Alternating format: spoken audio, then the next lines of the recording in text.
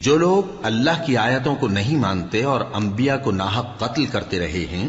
اور جو انصاف کرنے کا حکم دیتے ہیں انہیں بھی مار ڈالتے ہیں، ان کو دکھ دینے والے عذاب کی خوشخبری سنا دو۔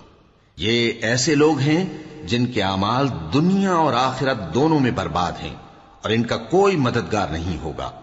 بھلا تم نے ان لوگوں کو نہیں دیکھا جن کو کتاب یعنی تورات سے حصہ دیا گیا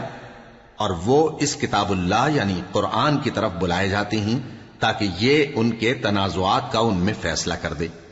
تو ایک فریق ان میں سے پھر جاتا ہے اور منہ پھیر لیتا ہے، یہ اس لیے کہ یہ اس بات کے قائل ہیں کہ دوزخ کی آگ ہمیں چند روز کے سوا چھو ہی نہیں سکے گی، اور جو کچھ یہ دین کے بارے میں بہتان باندھتے رہے ہیں اس نے ان کو دھوکے میں ڈال رکھا ہے۔